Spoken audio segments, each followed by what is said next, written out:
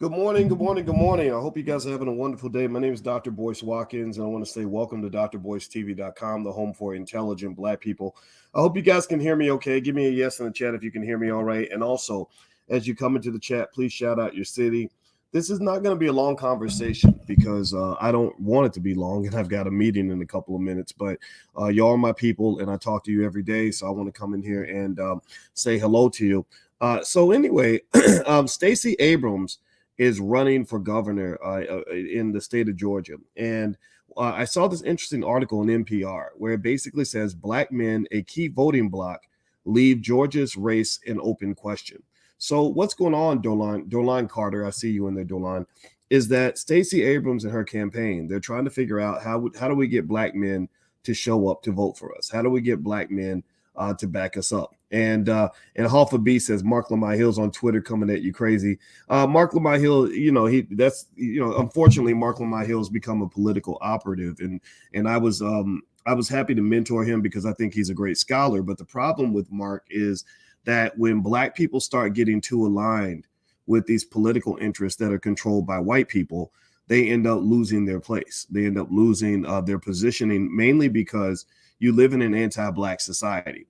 Give me a yes or no if you understand this. We do not live in a society where people want to see us do well.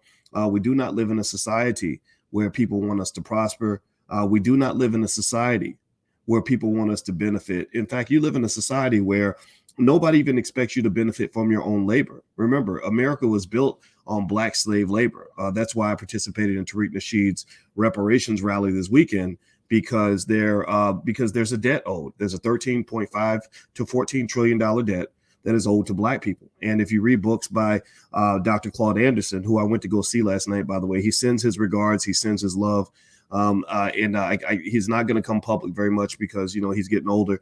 But, God bless him. He wrote a great book that everybody should go buy at powernomics.com called Black Labor, White Wealth. Black Labor, White Wealth is a book that breaks down the history of exactly why they owe you, how much they owe you, how much they were charging for your labor, how much money they made, how they profited, laws they made that specifically kept you from getting what you deserve. And the problem that they're having right now, and this is the issue that the Stacey Abrams campaign is still grappling with, is they're grappling with this very basic idea. And I think I can make this pretty short because I told you guys I have a meeting, so I can't really dig into this the way I want to. Maybe I'll come back and address it again.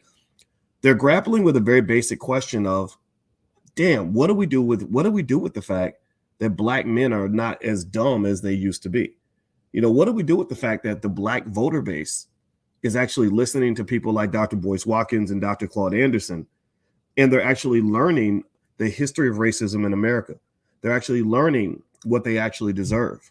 They're actually learning what the idea of quid pro quo in politics that Jewish people apply all the time, that Asian people apply all the time, that white people apply all the time, that gay people apply all the time, that immigrants apply to all the time. What they're learning, quid pro quo. They're learning what true equity looks like. They're no longer a group of people we can drag around by the nose and just say, hey, everybody show up and vote, y'all. Booties to the polls, y'all. Booty to the polls. We got strippers at the polls, y'all. We got strippers, liquor, and fried chicken at the polls. Come to the polls, y'all. I don't know if anybody else has seen this. I mean, some of the campaign strategies they use for Black people are about the most degrading, most demeaning, most anti-Black, most ignorant, most pathetic, saddest, most disgusting things that anybody could do. You can't run these same ads to other groups of people. You can't do that. You can't run minstrel shows and then get people to show up and vote for you in other communities. But you do that with Black people because you think that's what Black people want. Well, maybe that's true. I mean, don't get me wrong. I admit, people like me, we're not the majority. We're not the majority. When I say, hey, I want to talk to all intelligent Black people, I kind of know about 8 out of 10 of y'all are going to walk out of the room, right? I'm not looking for the other 8. I'm looking for the talented 10th or the talented 20%, the people that actually want to do better. I'm looking for the people, not in terms of education, because like Mark Lamar Hill shows you and others. Now, Mark's not a bad guy. He's not a bad scholar, but Mark shows you there can be some educated fools. There can be some severely miseducated people. And the way I've learned to view it as a scholar is that a highly educated Black person who doesn't do a whole lot in terms of advancing the Black community is like a person who's been injected with a virus, and that virus is white supremacy. And these injections of this virus come from these institutions, these big universities, typically big white universities, that indoctrinate you at a very deep level on white supremacist concepts that you carry your whole entire life. But at the same time, you have a contradiction because you know you're Black, but yet you've been trained to be a white supremacist.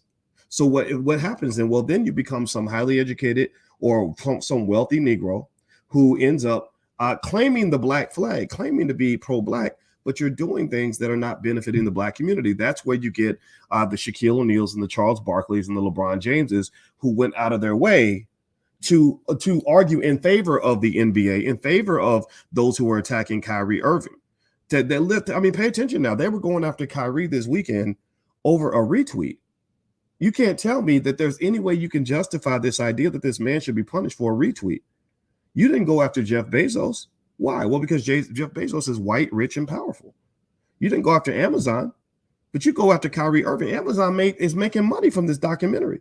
Kyrie's losing money because he retweeted. Amazon's making money because they are spending money marketing this film. So how the hell can you defend and support this public lynching of this guy? It's insanity. But that's what happens when you have Black faces in high places that have been severely miseducated. So I actually can't even really dig into this the way I want to. I apologize, everybody. I'm going to have to come back to this topic because I've got an important meeting I've got to get to. But I promise you, I'm going to come back and I'm going to hit this, and I'm going to explain to you exactly why I believe Stacey Abrams is having trouble getting Black male voters. And I'll give you a hint. Here's a little foreshadowing.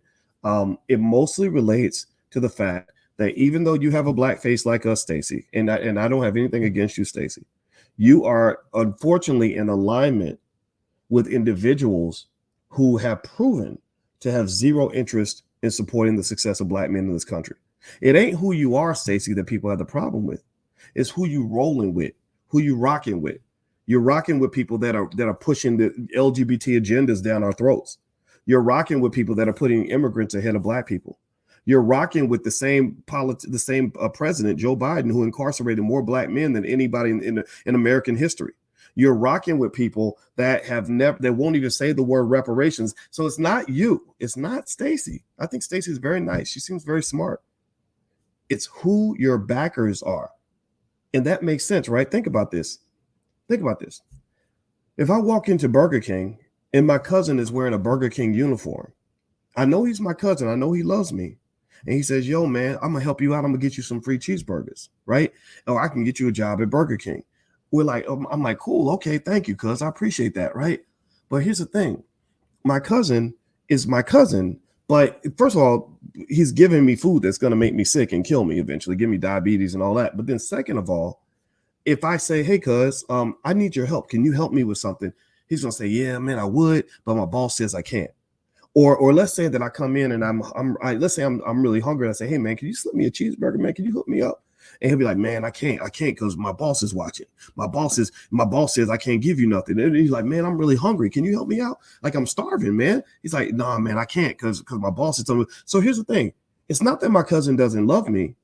It's that his employer doesn't love me. His employer don't give a damn about me. So I cannot make the mistake of thinking that because he's my cousin, that he's going to be representing my interests when he's wearing a Burger King uniform. Do you follow what I'm saying? Do you get the logic? Do you get what I'm saying? So a lot of Black people, this is a standard political trick. They will send Black people with a face that looks like you. They will make you think that they're your friends. And then they will be coming wearing the uniform of the Democratic Party. Right. Or it's, it's just like in football. If I see my homeboy, he's wearing the opposing team's uniform, I can't think that he's going to help me score points just because he's my cousin. No, he's wearing the other uniform. So you got a lot of Negroes in here that don't know who they are. They're not wearing the Black people uniform. They're wearing the uniform of the Democratic Party. And when you wear the uniform of the Democratic Party, I'm not looking at who you are, or I'm not looking at where you come from. I'm looking at what uniform you're wearing. And Stacey Abrams, your biggest problem, in my view, is not who you are. It is the uniform that you're wearing. That Democrat-Republican uniform means that those people do not have your best interests at heart, and Black people are being smart enough to see right through this nonsense. So I'm going to come back and I'm going to talk about this a little bit later. I apologize. I'm late for this meeting. I got to make it to this meeting. I want to give a quick shout out. I give Dr. Boy shout outs. I want to give a quick shout out to one of the Black owned companies that helps to sponsor this podcast, the Amazing Magnet, .myshopify.com. The URL's on the screen. The companies are run by a sister named Jessica Funchez, and she says that she has the 2022 Amazing Magnet Party Digital. You can get your tickets for the party, and she has a party, and she has a code, Amazing Pro, that you can use to get discounts on the tickets. So if you go to amazingmagnet.myshopify.com, you can support this Black-owned business.